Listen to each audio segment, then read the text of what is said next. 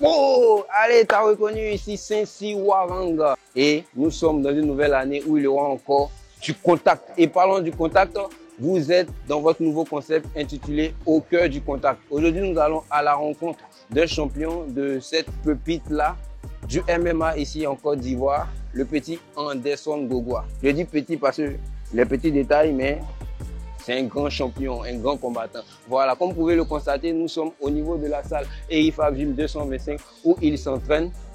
On n'est pas le trop. Non, allons vite, allons au cœur du contact, au cœur du contact.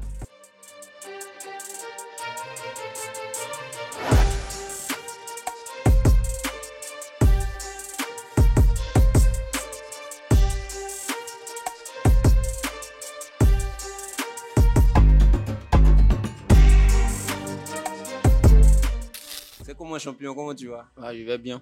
Est-ce que tu peux te présenter aux personnes qui nous regardent? Moi, c'est Anderson Gogua, combattant de MMA, moins de 65 kilos. Ok. Donc, c'est un combattant de MMA dans la catégorie des moins de 65 kilos. Et moi, je l'ai découvert depuis pas mal d'années. Mais il nous a égayé en fin d'année 2024. Et aujourd'hui, je suis avec lui pour vous partager un peu son quotidien, comment il s'entraîne et tout, à la salle EIFA Gym 225. Donc, Anderson, comment est-ce que tu vas en cette nouvelle année 2025? En tout cas, ça me va bien. La santé, ça va. Les entraînements, on est toujours dedans. En tout cas, tout va bien. Mais comment se sont passées les fêtes de fin d'année, le 31, le 24, tout ça là? Est-ce que tu ne vas aller manger un peu, tu as repris du poids? Quand il te voit, on a d'après au moins 5 kilos. Quoi. Il a mangé un peu, pas mal. En tout cas, les fêtes s'est bien déroulé. On allait en tout cas à Sini pour s'amuser. Donc tu vis bien quoi, tu vis comme un champion, toi tu vas à Sini, tout ça là. Ah, nous on est resté au KT, donc toi tu vas à Sini, c'est ça? Ouais. Ça s'est passé comment à Sini? Non, je suis allé juste pour m'amuser un peu, pour me déstresser, tu vois. Donc, avec quoi, la chérie ou bien les amis? avec les amis du quartier. Mais tu ris, il y a une petite chérie sur le côté. Non. T'as pas les chéris quoi? Actuellement, j'ai pas de série. Ah, donc toi tu restes concentré sur ton sport et tout. Ouais, je suis vraiment concentré sur mon sport. Ah, donc les gars là, vous qui voyez Anderson, vous pensez que non, Jean c'est un futur champion, il va avoir l'argent, donc vous le guettez là. Ah, actuellement là, il n'a pas encore de chérie, hein, mais il dit le concentrer sur les entraînements, la compétition. Là, actuellement, aucune go, celle qui vient va taper poteau. Voilà. Toi, on te connaît en tant qu'un athlète, en tout cas, quand tu es dans le combat, tu t'amuses pas et tout. Moi, je t'ai découvert il y a un peu longtemps, mais en fin d'année 2024, lors de l'événement EIFA Nation MMA, on a vu que tu t'es pas amusé, tu as fait une prestation extraordinaire. Est-ce que tu peux revenir un peu sur ta prestation? Oui, mais là, franchement dit, le jour de le combat, vraiment, en tout cas, j'étais pas confiant moi-même. Mais pourquoi tu n'étais pas confiant? Il y avait quoi? Tu avais un peu peur quoi? J'avais un peu peur parce que les gens m'ont dit non, c'est un champion, et il a gagné son combat, ça n'a pas duré, il gagne par KO, son coup de pied n'est pas bon. Mais j'ai dit à mon coach que t'inquiète pas, que le meilleur gagne. Voilà. La personne qui travaille plus dur, qu'il gagne, quoi. En tout cas. Donc, on a vu dans la cage que tu as réussi à t'en sortir, mais il a arrivé un moment, il te faisait des clés de bras, tout ça. Quelle technique tu as adopté pour pouvoir sortir de ces clés de bras et tout? Non, je ne me suis pas embrouillé lorsqu'il me faisait les clés de bras. Parce que les clés de bras, dès que tu t'embrouilles, ça reste. Donc, je ne me suis pas embrouillé, j'ai calmé mon sang et on a travaillé techniquement. Et c'est tout. Donc, ça veut dire que avant le combat, tu avais un peu le trac, mais une fois que le combat a commencé et tout, tu es revenu à toi-même, tu étais un peu plus confiant et tout, et tu as vu qu'il était abordable, c'est ça? Exactement. Et c'est ce que j'ai constaté. Dès que le combat a commencé, franchement dit, dès le départ pour taper main, j'avais peur. Donc, je l'ai laissé attaquer. Quand j'ai vu qu'il n'était pas fort que moi, j'ai commencé à cogner fort. Et c'est comme ça, le combat est parti. Mais moi, j'ai quelque chose que j'ai aimé et je vous le dis aujourd'hui. Quand on préparait le teaser de l'événement, il a eu à faire une technique sur le sac, vous voyez le sac sur lequel on est assis là, il a fait une technique avec, qui était dans la vidéo du teaser. Et à ma grande surprise, il a repris cette même technique lors du combat. Tu peux parler un peu de cette technique? On dirait que c'est ta spéciale. Ouais, ouais. Ouais, exactement ça. On nous a beaucoup appris. On appelle ça souffler. Et on faisait ça tellement. On appelle ça comment souffler, ouais, souffler. Souffler. Voilà, donc c'est automatique quoi. Mais c'est une technique de quoi? Lutte? Ouais, c'est une technique de lutte. Okay. Ouais. Et on travaillait ça beaucoup. Tellement que c'est resté en nous. Et c'est automatique. Du coup, je touche et il t'envole. Donc, tu touches, il s'envole, il décolle quoi? Il décolle en même temps. Mais j'ai vu que quand tu l'as décollé, tout ça après, mais c'est une technique qui doit vraiment faire perdre de l'énergie parce qu'après, il était déjà KO même au sol. Exactement. Bon, la technique même est faite pour vraiment faire du mal. Voilà. Si au cas où tu n'as pas de pitié, tu l'envoies au sol, il reste.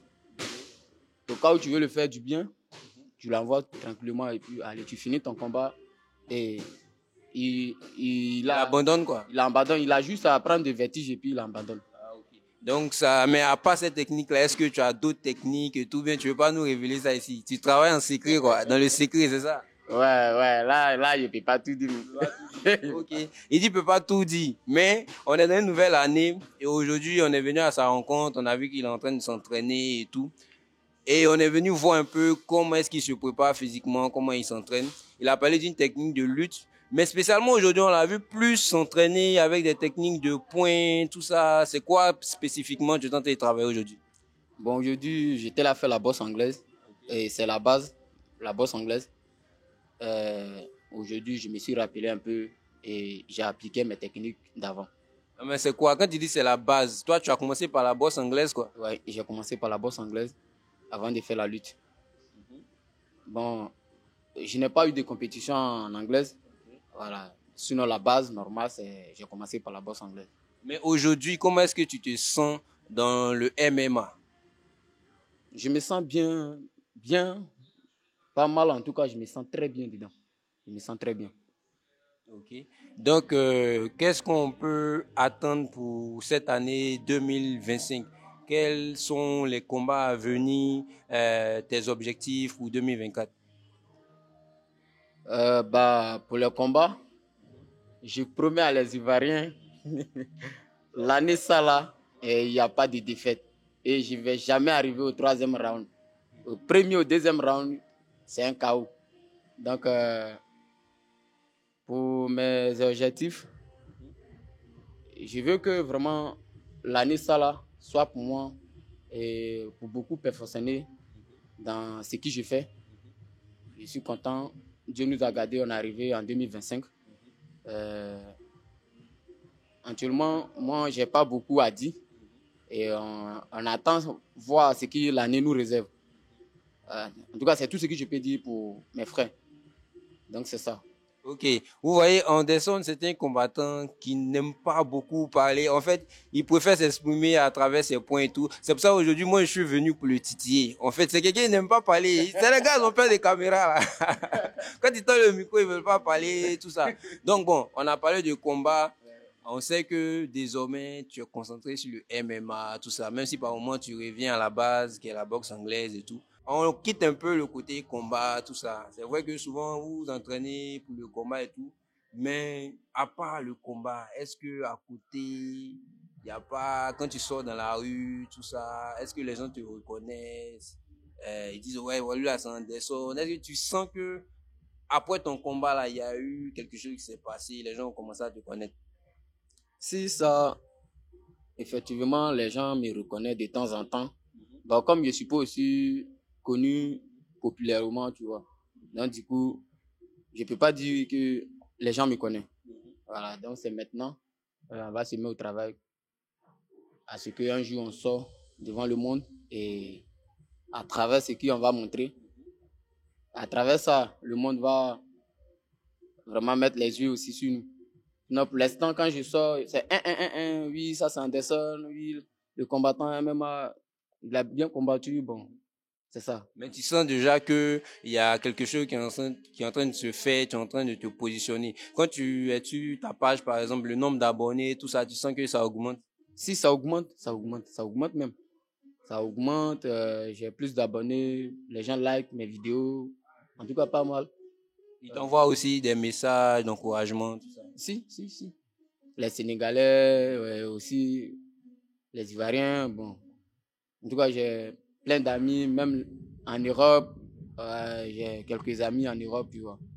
En tout cas, c'est pas mal. En tout cas, quand je rentre sur les réseaux, bon, je cause bien. Ah, donc déjà, toi, tu es ici et puis toi, ton nom a voyagé. C'est-à-dire en Europe, il y a les Benguis, tout ça qui t'envoie. Mais en parlant de tout ça, tu as vu, on te voyait t'entraîner avec une dame blanche tout à l'heure. C'est quoi? Elle c'est qui? Qu'est-ce qu'elle apporte dans ta carrière? Bon, c'est une dame qui est vraiment très gentille avec moi. Et toujours, elle m'encourage de travailler, de m'entraîner. Bon, elle apporte ses idées, en tout cas. Ses idées sont pas mal. En tout cas, c'est vraiment une dame qui est vraiment très gentille. En tout cas, elle me soutient dans tout ce que j'ai fait. Et même si je dors, elle vient me réveiller. Anderson va t'entraîner parce que l'avenir est devant. Et en tout cas, selon elle, j'ai plus de motivation. Quand elle me réveille, tu vois, quelqu'un, tu n'es pas ta maman, tu n'es pas quelqu'un même de ton de ta famille, tu vois. Elle vient te réveiller pour que tu travailles. Dis-toi que l'objectif qui est devant toi n'est pas petit. Donc, tu vois. euh, Donc ça t'encourage à travailler et tout. Mais par moment, je la vois te filmer, faire des photos. C'est pourquoi au juste, quand elle fait les photos, tout ça. bon, bon, elle a créé une page pour moi, spécialement pour moi. Voilà, donc elle me filme et puis elle met ça sur ma page, les gars, pour que le monde me connaisse, quoi. Parce que Donc actuellement, c'est elle qui travaille un peu sur ton personal branding, ton image, tout ça. exactement, c'est ça. Donc on va dire, elle s'appelle comment? Elle s'appelle Joanna. Joanna. Ok, donc on fait un big up à Joanna et on lui dit vraiment merci pour tout ce qu'elle fait. Nos athlètes ici en Côte d'Ivoire, en Afrique, ils ont besoin vraiment de ça. Il y a des athlètes qui sont vraiment compétents, qui ont du talent, mais qui sont pas connus du grand public. Donc, on fait ce travail-là pour essayer de les mettre à la lumière pour que les gens puissent les connaître. Et pourquoi pas, comme Anderson déjà, depuis le Bengue, les gens l'appellent pour le féliciter. Donc, vous voyez, il a essayé puis son nom a voyagé. Donc, ça, c'est ça, c'est ce travail-là qui fait que les gens puissent, peuvent vous connaître, en fait. Vous voyez. Donc, on dit encore un go big up à Johanna et pour tout le travail qu'elle fait avec Anderson, pour son image et tout. Maintenant, Anderson, on peut parler de combat, tout ça. Mais toi-même, là, dans côté sport et tout, est-ce qu'il y a jeton dedans? Est-ce que c'est quoi? C'est un bon business ou bien? Bon, en tout cas, oui, il y a jeton dedans, mais nous ne le faisons pas pour l'argent. D'abord pour l'amour de la chose et après ça vient l'argent. Donc, l'amour, c'est quoi? Toi, tu aimes taper les gens puis quand tu tapes. C'est quelle la mousse des mazos, ça là? C'est quoi? Ah!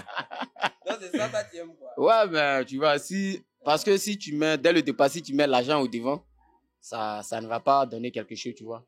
Voilà, donc il faut avoir l'amour de ce que tu fais d'abord. Après, maintenant, quand tu cognes, et ça t'envoie de l'argent. Ça t'envoie de l'argent. Donc, il faut cogner pour avoir de l'argent. Ça, c'est les petits défenseurs Nganou là. Ils tapent les gens pour vivre. Ils ont même Nganou gagner l'argent et tout ça. Ils veulent dedans taper les gens aussi. Hein? Mais au niveau de la famille, l'entourage, tout ça, depuis que tu as commencé les sports de combat, les parents, qu'est-ce qu'ils disent? Bah, au niveau de mes parents, il n'y a pas de problème. Les gars m'encouragent, me soutiennent.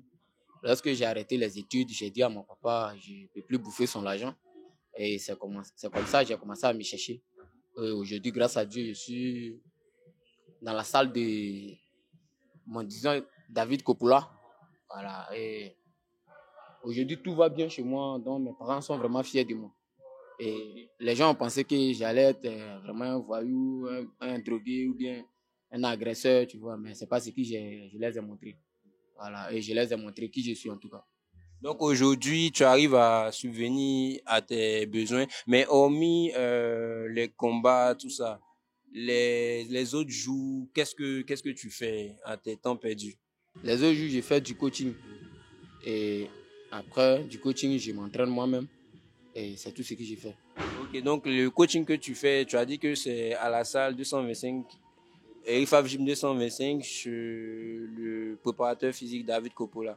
Bon, tu peux nous parler un peu de ton préparateur physique, Monsieur David Coppola, qu'est-ce qu'il t'a apporté et tout? Bah, Monsieur David Coppola vraiment m'a beaucoup aidé et je lui remercie pour tout ce qu'il fait pour nous parce que il est là pour nous soutenir et il est là pour nous aider. En tout cas, côté préparation physique, en tout cas, son entraînement n'est pas vraiment facile, mais avec le cœur, en tout cas, on est dedans. Avec le cœur, ça donne quoi. Donc, on va profiter aussi de la caméra pour remercier Monsieur David Coppola pour tout ce qu'il fait pour notre athlète ici, Anderson. Et je parie que l'année 2025 nous réserve beaucoup de surprises parce que c'est un combattant qui monte en puissance. Je vous invite à aller le suivre sur ses différentes pages, Instagram, Facebook, TikTok. Il s'appelle Anderson Gogoa. Anderson Gogoa. Voilà. Vous voyez comment son nom c'est dur là. C'est Gogoa. Go. C'est les Gogoa. Si tu as donné les Gogoa. Ok, bon là on va pour le premier sparring. On va faire un sparring en boxe anglaise. On dirait que c'est ta spécialité là, c'est ça? Ouais. Donc doucement, hein? Non, on y va.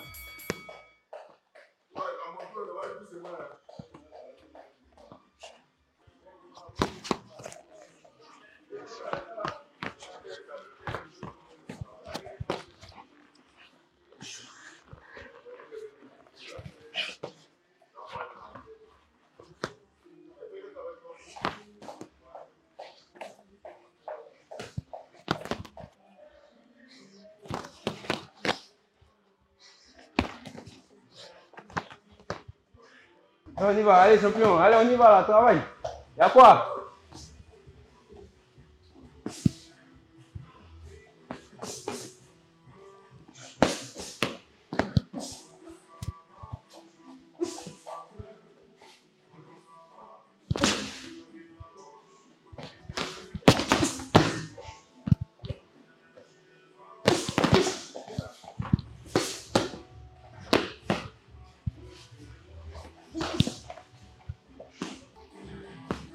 Allez, travaille champion, y'a quoi?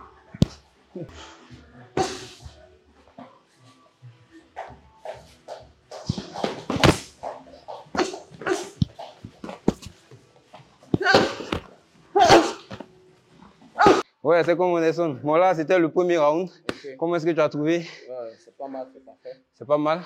Ouais. Mais il était senti un peu réticent, alors que c'est ton domaine là, la boxe anglaise, il y a quoi? Mais tu veux pas m'attaquer quoi? Tu veux pas montrer tous tes secrets aux gens qui nous regardent? Non, pas ça. Oui, il est malin, c'est-à-dire il s'entraîne, il a de bonnes techniques, il est très bon en boxe anglaise. Mais il me laisse travailler, tu vois, non? Non, je sens que tu pouvais faire plus. Il y a quoi? Je pouvais faire plus, mais...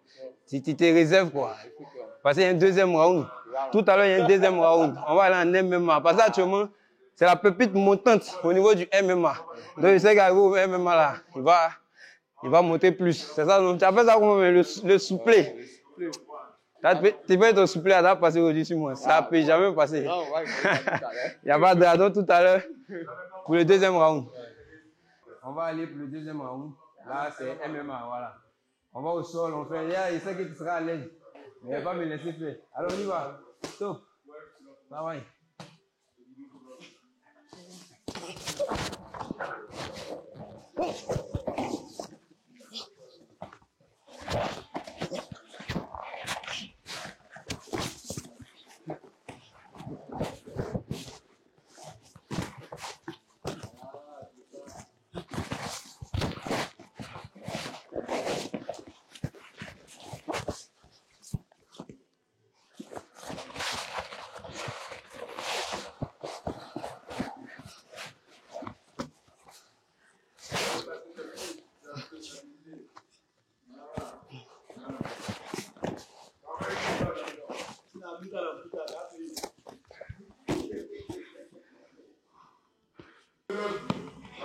C'est bon, c'est bon. Bon, là, je vois que tu as passé une belle technique. Le judo katame est passé. Mais on y va encore. Je ne me laisse pas faire. Allez.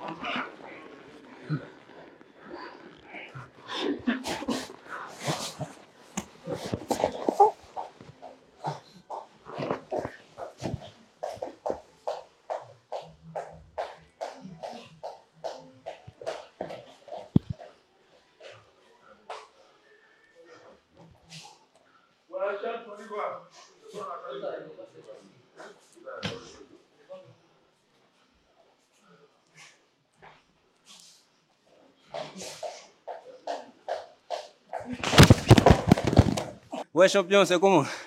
Non, je vois que ton niveau en MMA et ton niveau de lutte, grappling, c'est vraiment exceptionnel. Hein? Comment est-ce que tu as trouvé le combat au sol au niveau du MMA? Je suis vraiment content parce que c'était tellement magnifique.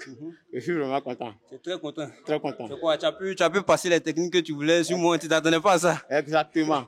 Je me suis dit que c'est que le niveau commence à évoluer. Non, je peux confirmer, c'est-à-dire que le niveau est là. J'ai voulu passer, comment on appelle ça, des clés. J'ai voulu faire des combinaisons, mais qui passaient pas. Parce que tu anticipais, tu voyais. Ouais. Même, tu vois, le dernier couche-pied que j'ai voulu faire à la fin, tu as immédiatement compris et tu as continué, c'est là. Mais ton travail au sol, comment est-ce que tu peux l'expliquer? Je vois que tu domines beaucoup au sol. Tu arrives à placer des coups, des clés. Tu vois, tu m'as fait 2 soumissions.